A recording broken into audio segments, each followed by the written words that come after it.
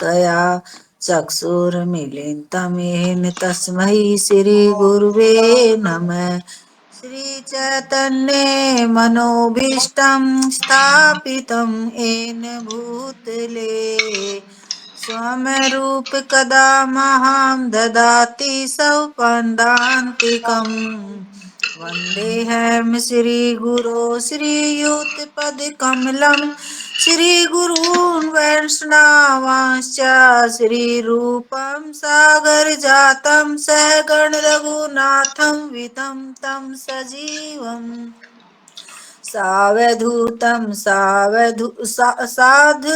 सावधूतं परिजनसहितं कृष्ण चैतन्य देवं श्रीराधा कृष्ण पादान् सहगण ललिता श्री विशाखान् शिवान्तस्य हे कृष्ण करुणा सिंधो दीनबंधो जगत्पते गोपेश गोपिका कान्ते राधा कान्ते नमस्तुते तप्त कांचन गौरांगी राधे वृंदावनेश्वरी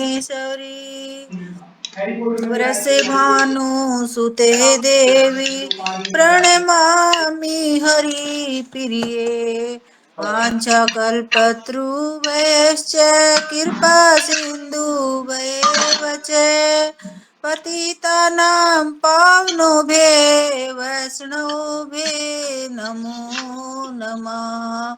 श्रीकृष्ण चैतन्य प्रभु नित्यानंद श्री अदत्त गदाधर श्रीवासादि गौर भक्त वृंद हरे कृष्णा कृष्ण कृष्ण हरे हरे हरे राम राम राम हरे हरे। हरे कृष्णा।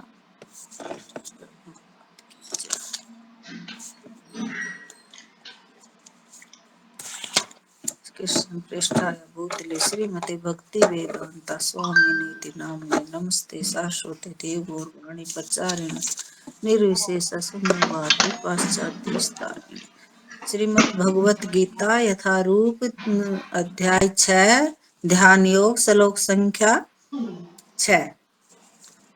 बंधु आत्मा आत्मन्तस्येन आत्मा यव हि आत्मना जीत अनात्मन तु शत्रुत्वे वर्तते आत्मा एव शत्रुवत्।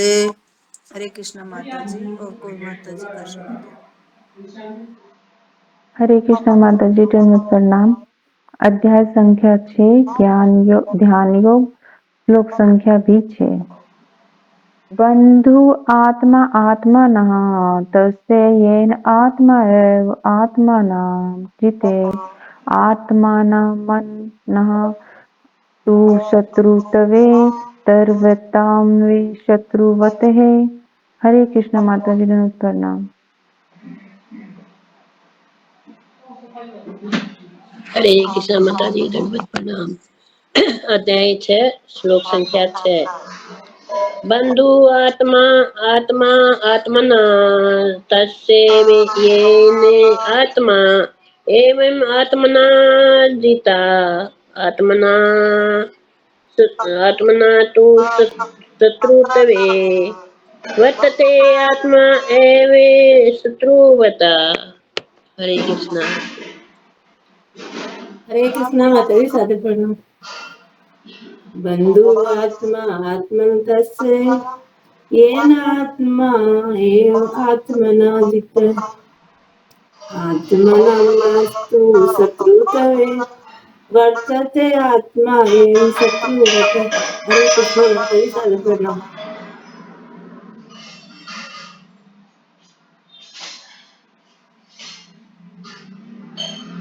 हरे कृष्ण माता जी। और कोई करेगा? शुरू करे तो माता जी। करो माता जी, और कोई नहीं करेगा। ठीक। हरे कृष्ण माता जी। सभी माताएं मेरे को थोड़ा सा आशीर्वाद देना कि मैं कुछ बोल पाऊं। बंधु मित्र आत्मा मन, आत्मन जीव का, तस्य उसका, एन जिससे, आत्मा मन, यह निश्चय ही आत्मना जीवात्मा के द्वारा जीत विजित अनात्मन जो मन को वश में नहीं कर पाया उसका तू लेकिन शत्रुता के कारण वर्तते बना रहता है। आत्मा ये वही मन शत्रु की भांति। जिसने मन को जीत लिया है उस के लिए मन सर्वश्रेष्ठ मित्र है, किंतु जो ऐसा नहीं कर पाया उसके लिए मन सबसे बड़ा शत्रु बना रहेगा। यहाँ शिला प्रभुपाद जी भगवान यही कह रहे हैं कि जिस भी मनुष्य ने अपना मन को जीत लिया है तो वह सबसे सर्वश्रेष्ठ मित्र है, और जिसने नहीं जीता तो वो सबसे बड़ा शत्रु बन जाता है मन। यही है इसका कि भाई जब हम जो भी काम करते हैं तो अगर मन की मानेंगे तो वो मन तो हमें उल्ट पुल्ट करवाएगा। अगर मन को हम कृष्ण भावना भावित करके लगाएंगे तो मन को हम एकत्रित कर सकते हैं, वो भी धीरे धीरे। तो अगर मन हमारा मित्र हो जाता है तो उससे बड़ा कोई हमारे लिए हमारी बहुत ही फायदेमंद चीज होती है, बहुत ही हमारे लिए अच्छा होता है। तात्पर्य शिला प्रभुपाद की जय। अष्टांग योग के अभ्यास का प्रयोजन मन को वश में करना है, जिससे मानवीय लक्ष्य प्राप्त करने में वह मित्र बना रहे। मन को वश में किए बिना योगाभ्यास करना मात्र समय को नष्ट करना है। जो अपने मन को वश में नहीं कर सकता वह सतत अपने परम शत्रु के साथ निवास करता है। यहाँ शिला प्रभुपाद जी यही बता रहे हैं कि जिस भी किसी ने मनुष्य ने अपने मन को अगर वश में कर लिया है तो समझो कि उसने अपने लक्ष्य को प्राप्त कर लिया है। कि जो ये मन है ये जब बच्चे के समान होता है। जब बच्चा छोटा, ये मन की भी 3 स्थितियां होती है। जैसे कि छोटा बच्चा होता है तो वो मन बच्चा बोलेगा कि चलो बाहर खेलने के लिए चलो, और जब थोड़ा सा जवान हो जाता है मनुष्य तो वो जवानी की अवस्था में उसका मन करेगा कि मैं बाहर जाऊं, सिनेमा हॉल में जाऊं, या कहीं होटल में जाके खाना खाऊं, या कोई सुंदर सुंदर स्त्रियों को देखकर मोहित होगा। और जब वही मन थोड़ा सा वर्ध हो जाएगा तो वो उसका मन फिर वैसे अशांत हो जाएगा कि भाई मेरा एक लड़का है, मैंने उसको, बड़ा लड़का है, उसको बाहर पढ़ने के लिए भेजा है तो कहीं वो सही से ना पढ़े, पता नहीं उसके कितने नंबर आएंगे, पता नहीं वो क्या कर रहा होगा, सही रास्ते पे चल भी रहा है या नहीं चल रहा, उसका मन पर अशांति रहेगा। और उसकी एक बेटी होती है तो वो बेटी की शादी कर देता है तो भी फिर भी उसका मन अशांत रहेगा। जैसे कि भाई वो नए घर में गई है, पता नहीं वो लोग कैसे होंगे, कहीं उसको दुख ना दे रहे हो, तो उसका मन विचलित ही रहेगा। वो दूसरा बेटा है उसके लिए फिर सोचेगा कि मेरा बेटा छोटे वाले ने बिजनेस किया है लेकिन वो बिजनेस चला भी पाएगा या नहीं चला पाएगा, पता नहीं वो कैसे क्या करेगा। तो इस प्रकार उसका मन हमेशा कंट्रोल में नहीं होता, वो हमेशा इन उत्पाद में लगा रहता है। जैसे भी मनुष्य ने अपने मन को अगर कृष्ण भावना भावित में लगा दिया तो उसका मन विचलित होगा, लेकिन वो थोड़ी देर में फिर दोबारा से शांत हो जाएगा कि नहीं वो जो भी होगा अच्छे के लिए ही होगा, जो भी होता है अच्छे के लिए होता है। जो और इस तरह उसका जीवन का तथा लक्ष्य दोनों ही नष्ट हो जाते हैं। जीव की स्वाभाविक स्थिति यह है कि वह अपने स्वामी की आज्ञा का पालन करे, यहाँ यही बता रहे हैं प्रभुपाद जी कि जीव को हमेशा अपने स्वामी के उसमें लगा देना चाहिए, कि भगवान की उसमें सेवा में, उसके चरणों में लगा देना चाहिए, कि जो भी करूंगा वह मैं भगवान के लिए करूंगा। जैसे हम यहाँ, ये एक छोटा सा उदाहरण है कि कोई प्रभु जी था कि वह, जैसे कि हम मंदिर में जाते हैं तो भी देखते हैं कि कई प्रभु जी होते हैं कि वो हर चीज के पीछे बोलेंगे हरे कृष्णा, हरि बोल, हरि बोल। तो वो जो भी सेवा करेंगे, खाना खाएंगे, तो एक फिर ऐसे प्रभु जी था जो घर में ही था, तो वो खाना खाता तो हरि बोल, पानी पीता तो हरि बोल, सोता तो हरि बोल, मान ली जो भी कुछ करता वो हरि बोल ही बोलता। तो उसका मन इतना शुद्ध हो गया था। तो एक दिन वह ऐसे रास्ते में जा रहा था, तो एक दिन उसको फिर उसके पैर के नीचे सांप आ गया। तो सांप आ गया तो सांप ने उसे डस लिया। तो सांप ने डसने से तो मनुष्य की मृत्यु होगी, कोई किसी भी जीव को काटेगा, लेकिन उस सांप की मृत्यु हो गई क्योंकि वो इतना शुद्ध हो गया था कि सांप ही मर गया। तो भगवान के नाम में इतनी शक्ति होती है कि भाई उसके कोई असर नहीं हुआ, जैसे कि प्रहलाद महाराज के कोई असर नहीं होता था, तो वो ही उसके साथ हुआ। वह अपने स्वामी की आज्ञा का पालन करे थे। जब तक मन अविजित शत्रु बना रहता है, तब तक मनुष्य को काम, क्रोध, लोभ, मोह आदि की आज्ञाओं का पालन करना होता है। यहाँ काम सबसे वो है, खतरनाक है। जब काम से ही सारी चीजें पैदा होती है, जब हमारे अंदर कामनाएं होती हैं और वो कामनाएं हमारी पूरी नहीं होती तो हमारे अंदर क्रोध आता है, और क्रोध आएगा तो फिर लोभ की लालसा होगी, लोभ से फिर मोह होगा हमें। तो इनकी अगर हम मन की मानेंगे तो इनकी आज्ञाओं का पालन करना ही होगा। किंतु जब मन पर विजय प्राप्त हो जाती है तो मनुष्य इच्छा अनुसार उस भगवान की आज्ञा का पालन करता है। जब हमें अपने मन पर काबू पा लेते हैं, तो और काबू कैसे पाएंगे? काबू वैसे हम पा भी नहीं सकते कि जैसे कि हम लेक्चर सुनेंगे और कथा सुनेंगे, उसमें सुनेंगे तो सुनने से भी हमारा मन शुद्ध होता है, और हम कीर्तन करेंगे तो उसके मन पवित्र होता है। तो पवित्रता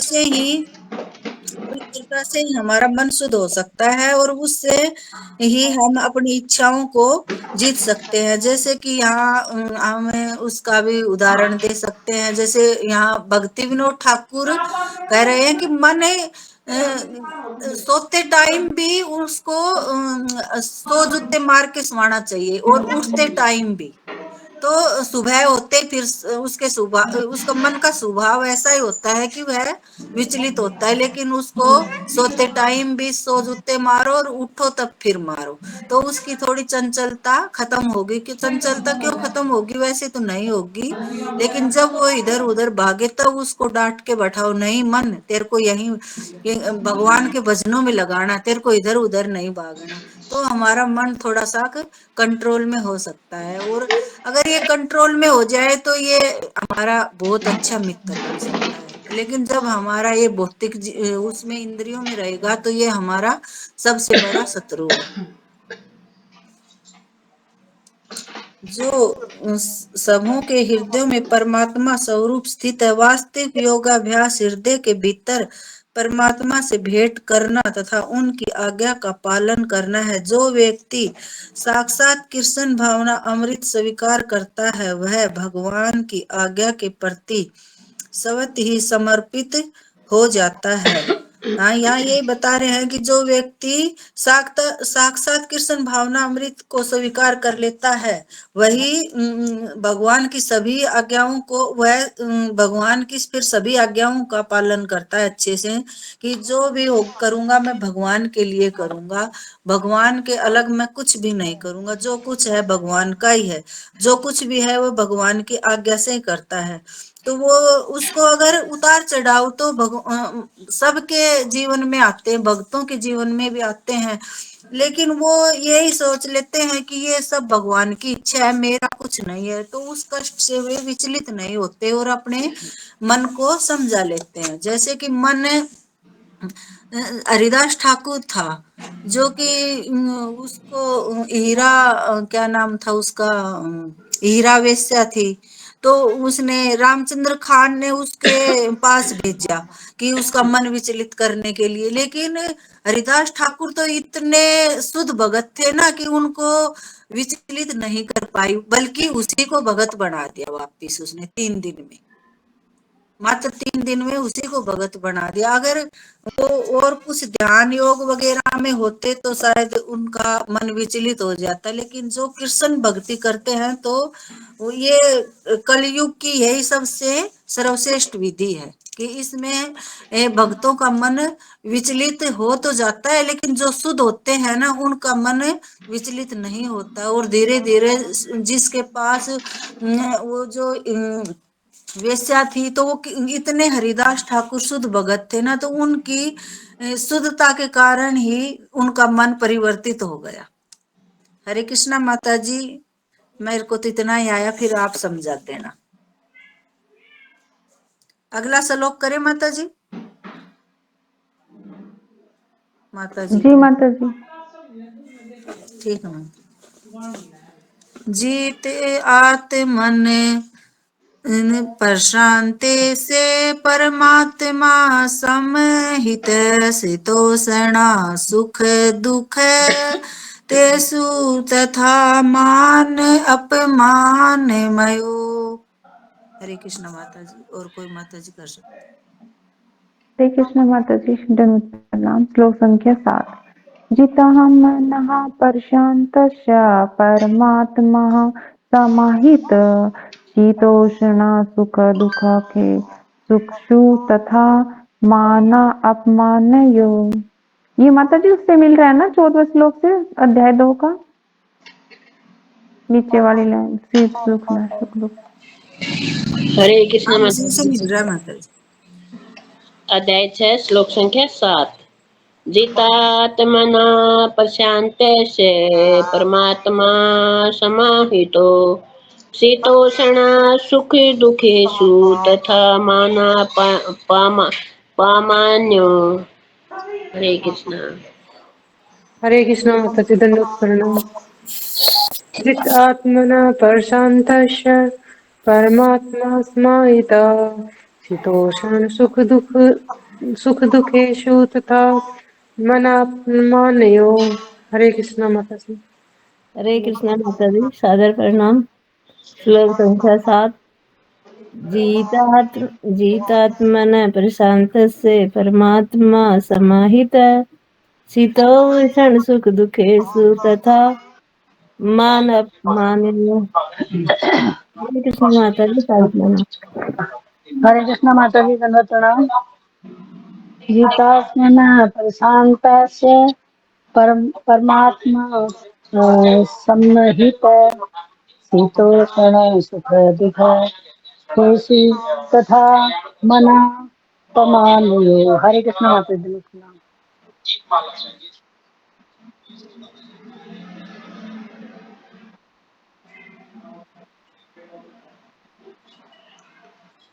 हरे कृष्ण माता जी। और कोई करेगा? शुरू करते हैं तो माता जी। जीत आत्मन, जिसने मन को जीत लिया, प्रशांत से मन को वश में करके शांति प्राप्त करने वाले का, परमात्मा परमात्मा समाहित पूर्ण रूप से प्राप्त, शीत सर्दी उष्ण गर्मी में, सुख सुख में, दुखेशु दुख तथा दुख में, तथा भी मान सम्मान अपना मान्यो तथा अपमान में। जिसने मन को जीत लिया है उसने पहले ही परमात्मा को प्राप्त कर लिया है, क्योंकि उसने शांति प्राप्त कर ली है। ऐसे पुरुष के लिए सुख दुख सर्दी गर्मी एवं मान अपमान एक से है। यहाँ भगवान यही बता रहे हैं अर्जुन को कि जिसने अपने मन को जीत लिया है तो मानो उसने परमात्मा को ही जीत लिया, क्योंकि जिसका मन अपने कंट्रोल में होता है तो वह बिल्कुल शांति को प्राप्त कर लेता है। और ऐसे पुरुष के लिए कोई सुख दुख सर्दी गर्मी मान अपमान एक समान होते हैं। वह ना ही वो सुख में सुखी होता है और दुख में दुखी होता है। वो हमेशा एक समान ही होता है, ना उसको मान की चिंता है ना अपमान की चिंता है। तात्पर्य शिला प्रभुपाद की जय।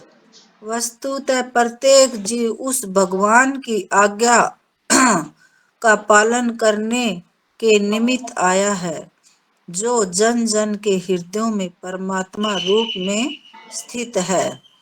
यहाँ भगवान शिला प्रभुपाद जी बता रहे हैं कि यहाँ प्रत्येक जीव भगवान की अगर आज्ञा का पालन करने में निमित्त है तो वह हर इंसान के, हर जीव के हृदय में परमात्मा के रूप में स्थित होता है कि जो भी जीव है उसके हर एक इंसान के जीव के, कोई भी जीव है सबके हृदय में परमात्मा के रूप में विराजमान है। लेकिन यही है कि उसको महसूस, जो थोड़ा सा कृष्ण भावना भावित होता है तो वो भगवान को अपने हृदय के अंदर महसूस करता है।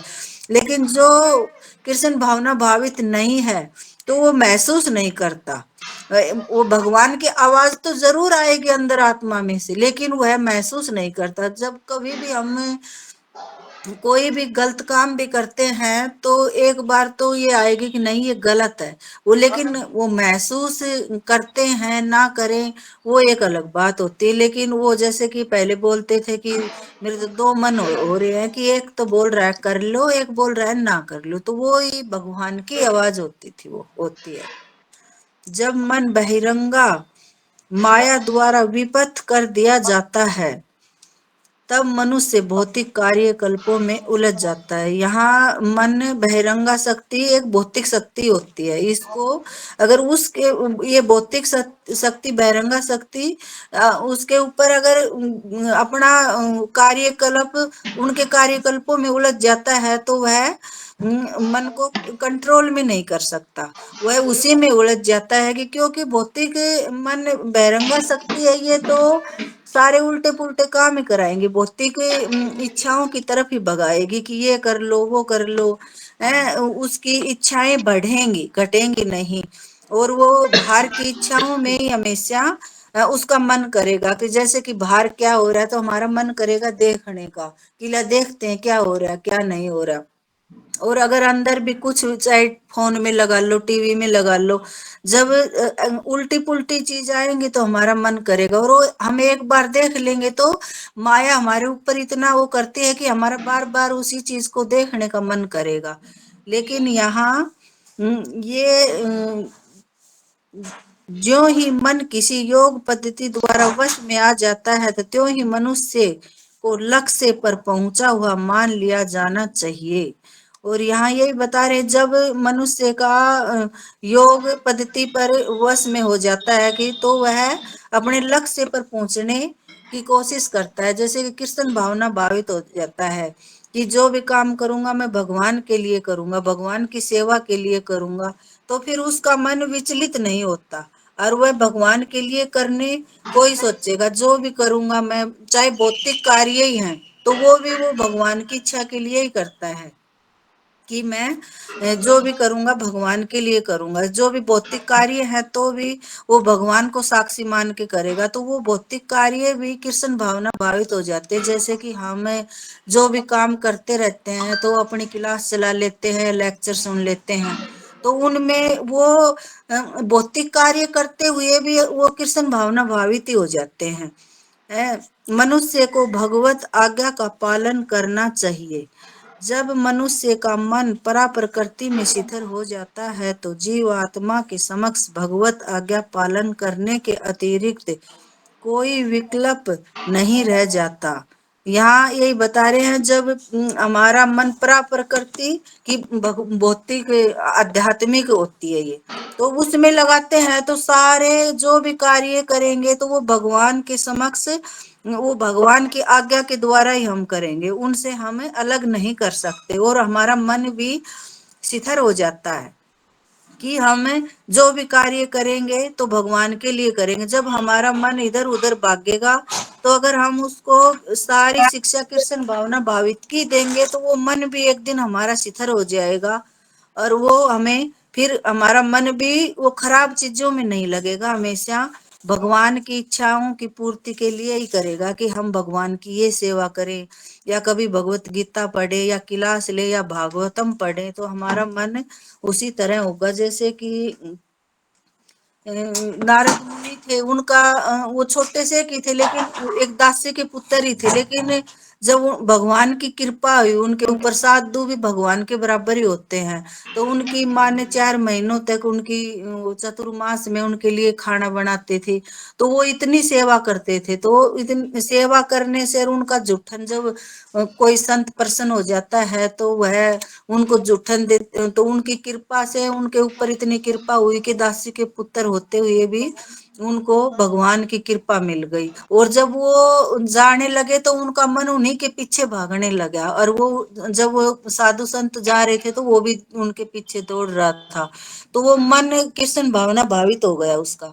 तब उन्होंने लेकिन उसको मना किया कि तू अपन, तेरी माँ की जिम्मेवारी है तेरे ऊपर, और तू इकलौता पुत्र माँ का है, तेरे पिताजी भी नहीं है, तो तू अभी यहीं रह, तेरी माँ की जिम्मेवारी निभा। तो वो मन से, उसका मन फिर भी विचलित था कि ये माँ को वैसे बोझ भी नहीं समझता था, प्यार भी करता था, पर फिर भी उसके माँ कहीं ना कहीं माँ को उसको यही लगता था कि माँ तो मेरे लिए वो हो गई, मान ली जिम्मेवारी हो गई। तो वो बोलता है कि भगवान की इच्छा से कि भाई मेरी माँ को भी सरफ ने बच लिया। तो वो दुखी तो हुआ, लेकिन वो इतना दुखी नहीं हुआ। फिर 1 मिनट के बाद ही उसका मन वो हो गया कि जो भी हुआ अच्छे के लिए हुआ, कि अब मेरे सारे बंधन खुल गए। और वह उसी समय और जंगल के रास्ते में हो लिया, और जंगल के रास्ते में जाकर वो कितना दौड़ता हुआ ना, जब जिसका मन भगवान में लग जाता है तो वो किसी चीज का उसके मन में डर भी नहीं होता। और वह सांप बिच्छू क्या क्या नहीं आए, और वो सभी को कुछ नहीं समझा ना, भगवान की कृपा से उसको किसी, ये डर भी हमारे मन का होता है, जैसे शेर भी आया था लेकिन किसी ने उसको कुछ नहीं कहा। और फिर आगे जाके एक बार जंगल में जब वो खूब प्यास और भूख से भी विचलित नहीं हुआ, लेकिन वह एक पेड़ के नीचे बैठ गया, जब बिल्कुल उसके शरीर में वो बिल्कुल शरीर उसका वो हो गया, थका हुआ। तब भगवान ने उसको अंदर से ही, आत्मा में से भगवान ने उसको दर्शन दिए। और तब उसके साथ जब दर्शन दिए भगवान ने, तो उसको एकदम से ऐसा महसूस हुआ कि एक साथ बिजली और जब बादल गरजता है ना, तब एकदम से वो होता है, ऐसे उसके दिल और उसके मन में हुआ कि एकदम से उसको ऐसा लगा कि गर्जना हुई उसके मन में। लेकिन फिर वह खूब कोशिश कर रहा कि भाई मेरे को फिर दर्शन हो, खूब दर्शन हो, वो खूब रो रहा था। तब भगवान ने उसको आकाशवाणी के द्वारा बताया कि अब तेरे को इस जीवन में तेरे को दर्शन नहीं होंगे। अब दर्शन के तुम्हें इस जीवन में तू दर्शन की अभिलाषा मत कर, तू अपने मन को ही मेरे अंदर लगा और खूब अच्छे से भक्ति सेवा कर।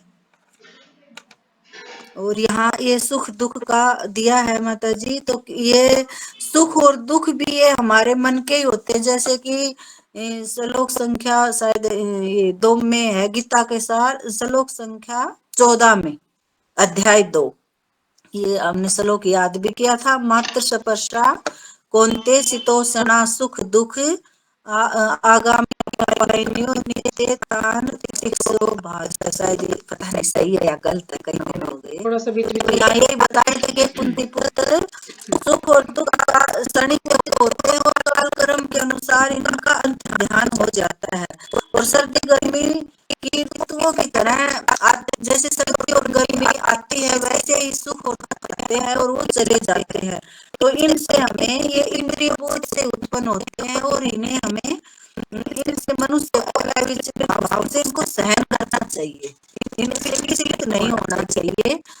जैसे कि ये सुख दुख का आपने वो भी उदाहरण दिया कि जैसे एक मौसम होता है, कितनी भी गर्मी है, लेकिन जैसे जून का महीना है तो भी एक जो माताएं होती है वो खाना बनाती है, तो वो कभी ये नहीं कहेगी कि मैं नहीं बनाऊंगी क्योंकि भाई बहुत गर्मी है, आज मैं खाना नहीं बना के दूंगी। और जैसे कितनी भी सर्दी हो तो भी वो मना नहीं करेंगी किसी काम के लिए।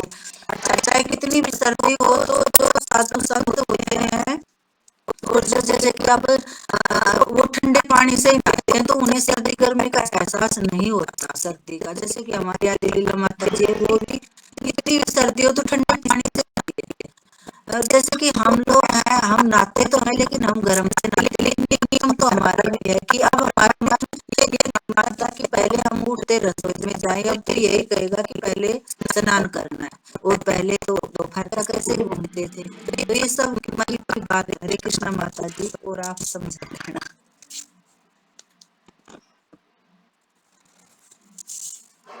अगला श्लोक करूं माता जी? हाँ जी कीजिए, अगला श्लोक कीजिए।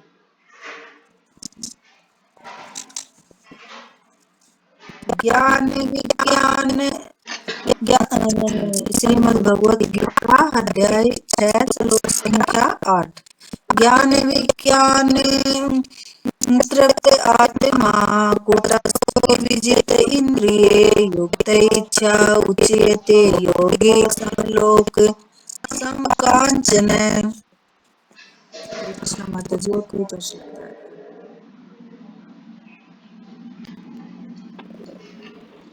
हरे कृष्ण माता जी प्रणाम। अध्याय 6 श्लोक संख्या 8। ज्ञान विज्ञान तृप्त आत्मा कुटस्थो विजित इंद्रियः युक्त इतो देते योगी कांचन। आसना। हरे कृष्ण।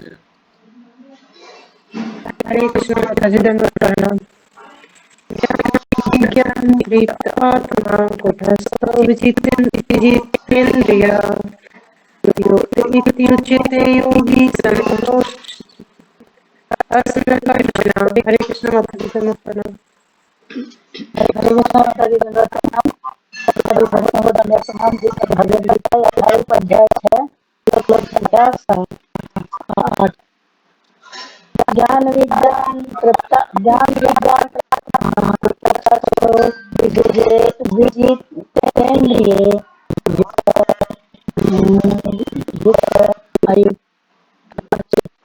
योगी समकांचन। हरे कृष्ण माता जी।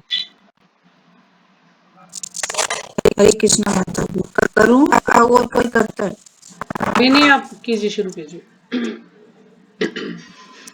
ज्ञान अर्जित ज्ञान विज्ञान अनुभूत ज्ञान से तृप्त संतुष्ट आत्मा जीव तटस्थ आध्यात्मिक रूप से स्थित विजित इंद्रियों को वश में करके युक्त आत्मा साक्षात्कार के लिए समिति इस प्रकार उचित कहा जाता है। योगी योग का साधक समदर्शी लोक असम पत्थर कांचन सवरण वह व्यक्ति आत्म साक्षात्कार को प्राप्त योगी कहलाता है, जो अपने अर्जित ज्ञान तथा अनुभूति से पूर्णतः संतुष्ट रहता है। ऐसा व्यक्ति अध्यात्म को प्राप्त जितेंद्रिय कहलाता है। वह सभी वस्तुओं को, चाहे वे कंकड़ हो या पत्थर हो, कि सोना एक समान देखता है। यहाँ यही बता रहे हैं कि जो जिसके आत्म साक्षात्कार भगवान की प्राप्ति हो जाती है वह योगी पुरुष कहलाता है, और जो जिसके पास चाहे कितना भी ज्ञान अर्जित हो, चाहे ज्ञान हो या अनुभूति, तो वह संतुष्ट ही रहता है। और जो ऐसा व्यक्ति अध्यात्म व्यक्ति, जो हमारी 5 ज्ञानेंद्रियां हैं और 5 ये कौन सी इंद्रियां हैं 5 ज्ञान इंद्रिया और 5 कर्म इंद्रिया और 1 मन, इन 11 इंद्रियों को जीत लेता है, वो ही जितेंद्रिय कहलाता है। और यह सभी वस्तुएं, चाहे कंकड़ हो या पत्थर हो, सबको एक समान ही देखता है। जो भगत होते हैं उनके लिए ऐसा ही सोना है और ऐसा ही कंकड़ है, वो उसमें एक समान देखते, कोई भेद नहीं करते। तात्पर्य श्रील प्रभुपाद की जय। ब्रह्म सत्य के औचित्य के बिना पूरा ज्ञान व्यर्थ होता है। भक्ति रसामृत सिंधु में कहा गया है, कृष्णा नामादि न भवेत ग्राम इंद्रिय सेवान मुखे जीवतो स्वयमेव सपूर्दयेत। कोई भी व्यक्ति अपनी दूषित इंद्रियों के द्वारा श्री कृष्ण के नाम रूप गुण तथा उनकी लीलाओं की दिव्य प्रकृति को नहीं समझ सकता। भगवान की दिव्य सेवा से पूरित होने पर ही कोई उनके दिव्य नाम रूप गुण तथा लीलाओं को समझ सकता है। यहाँ श्रील प्रभुपाद जी यही कह रहे हैं कि कोई भी व्यक्ति भौतिक इंद्रियों से हम भगवान के नाम रूप को कर सकते हैं, उनके गुणों को, उनकी लीलाओं को समझ पाते हैं। और जो भगवान की दिव्य सेवा में हमेशा भगवान की सेवा बोल रहे थे माता जी, नहीं, जो भगवान की सेवा में हमेशा तत्पर रहते हैं तो वो ही भगवान का रूप गुण लीलाओं को समझ सकते हैं। हमारे जैसा बद्धजीव भगवान की लीलाओं को गुणों को नहीं समझ सकता। यह भगवत गीता कृष्ण भावना अमृत का ज्ञान है। मात्र संसारी भावना भावित नहीं हो सकता।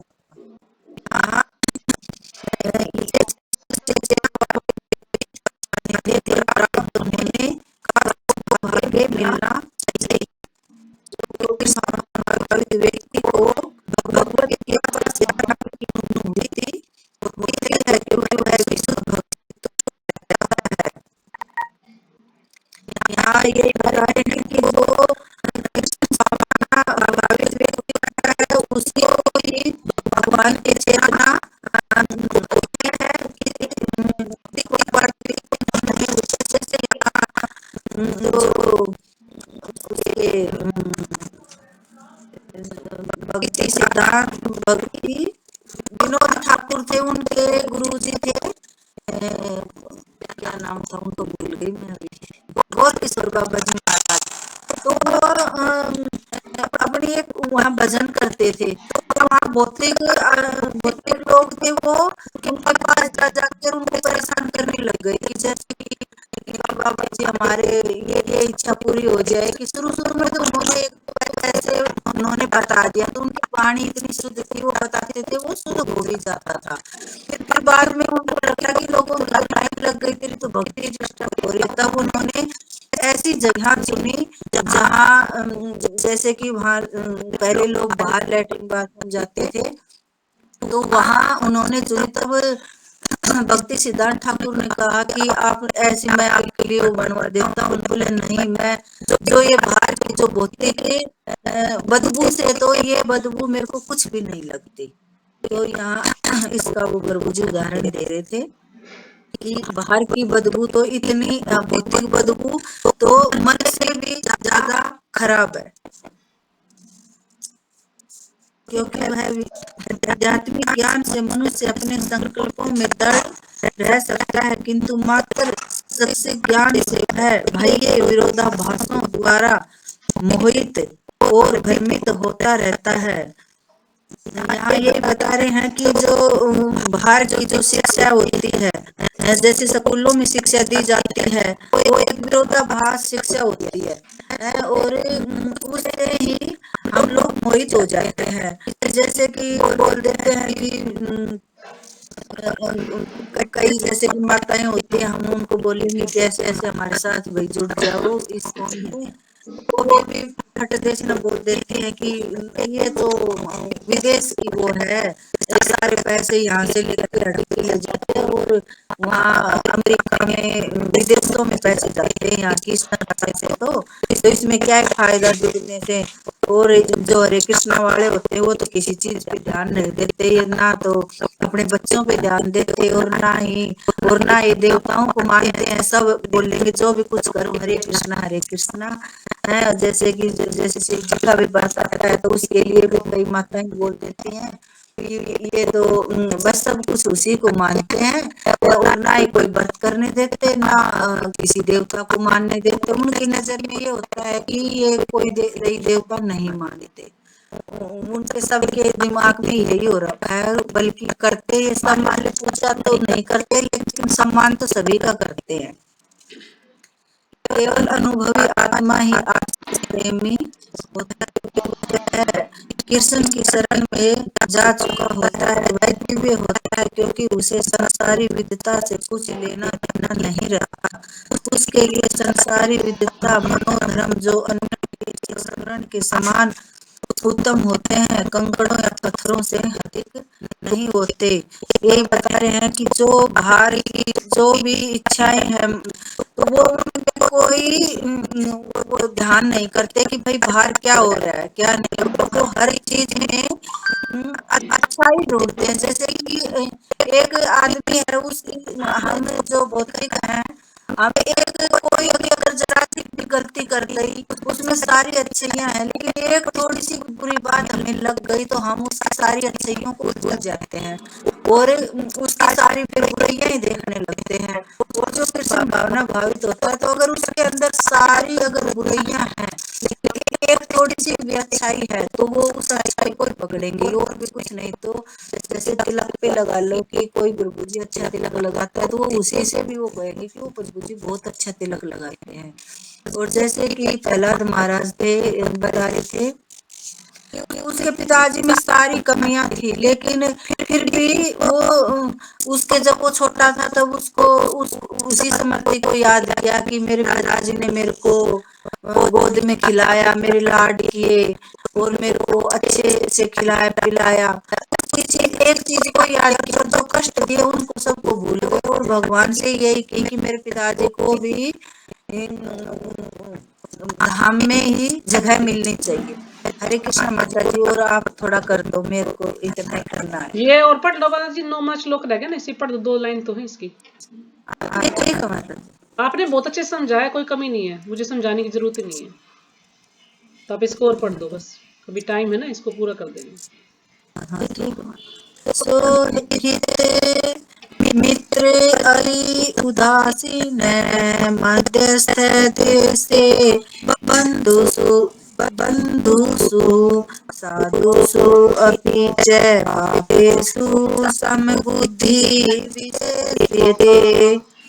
हरे कृष्ण माता जी, कोई करेगा? नहीं, आप ही पढ़ो इसको, आप ही पढ़ दो, मुश्किल श्लोक है ना, आप ही पढ़ दो। सुहृद स्वभाव से मित्र स्नेह पूर्ण हितेषु अरि शत्रु उदासीन शत्रुओं में तटस्थ मध्य शत्रुओं में पंच द्वेष ईर्ष्यालु बंधुषु संबंधियों या शुभेच्छुकों में साधुओं में अपि भी च तथा पापेषु पापियों में सम बुद्धि समान बुद्धि वाला विशेषते आगे बढ़ा हुआ होता है। जब मनुष्य निष्कपट हितैषियों प्रिय मित्रों तटस्थों मध्यस्थों ईर्ष्यालुओं शत्रुओं तथा मित्रों पुण्य आत्माओं एवं पापियों को समान भाव से देखता है, तो वह और भी उन्नत माना जाता है। यहाँ यही बता रहे हैं कि जो भी ये जो मनुष्य निष्कपट है, हितैषी है, प्रिय मित्र है, जो भी ये तटस्थों मध्यस्थों ईर्ष्यालु, इन सब में भी वह समभाव से देखता है। जो कृष्ण भावना भावित है, वह इनमें भी ईर्ष्या द्वेष नहीं करता, वो सबको समान भाव से देखता है और अपने उससे उनको भी उनके ऊपर भी दृष्टि डाल के उनको भी कृष्ण भावना भावित बनाने की कोशिश करता है। जैसे कि एक बार गुरु महाराज बताते हैं कि वहाँ कौन से कैलाश कौन सा मंदिर है ना, बड़ा मंदिर, उसमें भाषण वो दे रहे थे। तो वहाँ एक कोई दूसरी उसका वो था जो राम को मानता था, तो ऐसे पता नहीं कुछ बोल दिया होगा थोड़ा, तो वो उस बात को वो उल्टा लेके चला गया। तो उन्होंने कि उसको इतना गुस्सा आया कि पता नहीं महाराज को क्या क्या तो बोला, और ऐसा हुआ कि जैसे कि महाराज का भी थप्पड़ मार देगा। तो सभी ने उसको वो किया, लेकिन गुरु महाराज जब भी बुरा नहीं माना और बोले कि कोई नहीं, मेरे को तो इससे कुछ सीखने को मिला है कि ये राम के प्रति कितना इसको प्रेम है। ऐसा अगर हमारे अंदर भी ऐसा भाव आ जाए, तो ये बात है कि मान लो जो साधु संत होते हैं, तो वे ईर्ष्या द्वेष के बजाय उनसे भी कुछ सीखा ही नहीं। वो मान लो उसने उस टाइम पे गलत ही किया था, लेकिन फिर भी उसे एक अच्छाई को ही महाराज ने पकड़ा कि ये कितना इसके अंदर भाव है। हरे कृष्णा माता जी, और कुछ आप बता दो। कुछ है नहीं माता जी, इसमें आपने सब कुछ बता दिया है, उदाहरण दे दे के आपने बहुत अच्छे से समझाया है इसको, कोई कमी नहीं है। यदि किसी को समझ में ना आया हो तो हम इसको दोबारा से बता सकते हैं, वैसे आपने बहुत अच्छे से समझाया है, कोई भी दिक्कत नहीं है। तो एक बार सब अनम्यूट करके माता जी का धन्यवाद करेंगे हरे कृष्ण महामंत्र बोल के। हरे कृष्णा हरे कृष्णा कृष्ण कृष्ण हरे हरे हरे राम हरे राम हरे बहुत अच्छे से समझाया आपने। तो सुमन माता जी है क्या इसमें? मुझे दिख नहीं रही, मेरे ख्याल में नहीं है ना आज। नहीं माता जी। चलो फोन करके पूछती हूँ उनसे, यदि कल क्लास कर लेंगे तो बोलो। मुस्कान माता जी कर लेंगी माता जी कल। मुस्कान माता जी आजकल आएगी। बिजी रहती है। मुस्कान माता जी आप करोगे क्लास? ये तो आई काफी दिन में है। हरे कृष्णा माता जी।